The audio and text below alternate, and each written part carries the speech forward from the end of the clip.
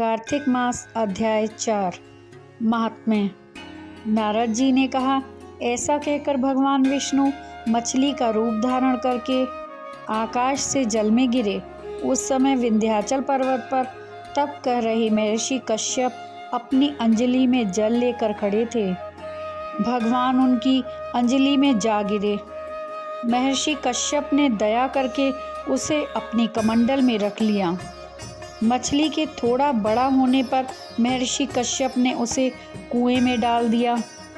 जब वह मछली कुएं में भी ना समा सकी तो उन्होंने उसे तालाब में डाल दिया। जब वह तालाब में भी ना आ सकी तो उन्होंने उसे समुद्र में डाल दिया। वह मछली वहाँ भी बढ़ने लगी। फिर मत्स्य रूपी भगवान विष्णु ने इस शंखासुर का वध किया और शंखासुर को हाथ में लेकर बद्री वन में आ गए।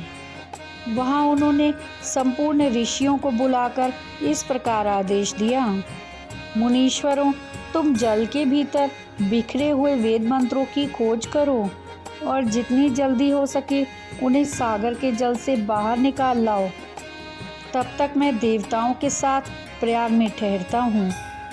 तब उन तपोबल संपन्न महर्षियों ने यज्ञ और बीजों सहित संपूर्ण वेद मंत्रों का उद्धार किया। उनमें से जितने मंत्र जिस ऋषि ने उपलब्ध किए वही उन बीज मंत्रों का उस दिन से ऋषि माना जाने लगा। तदंतर सब ऋषि एकत्र होकर प्रयाग में गए।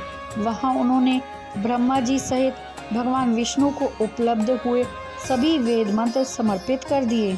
सब वेदों को पाकर ब्रह्मा जी बहुत प्रसन्न हुए।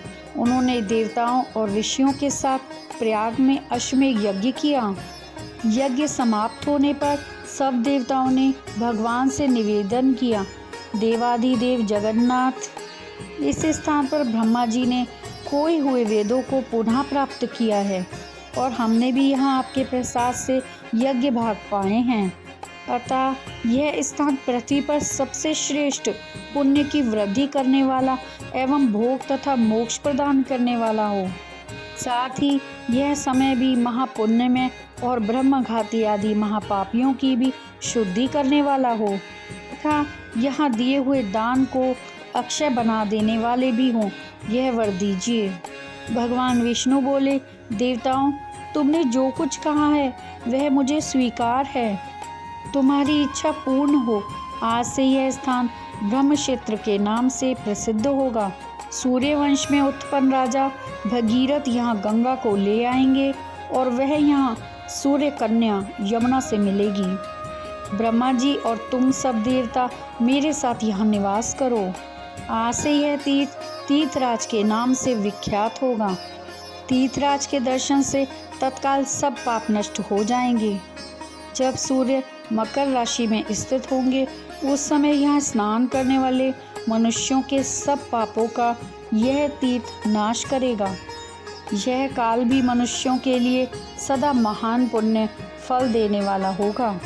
माघ में सूर्य के मकर राशि में स्थित होने पर यहाँ स्नान करने से सालोक्य आदि फल की प्राप्ति होगी। देवाधिदेव भगवान विष्णु देवताओं से ऐसा कहकर ब्रह्मा जी के साथ वहीं अंतर्ध्यान हो गए।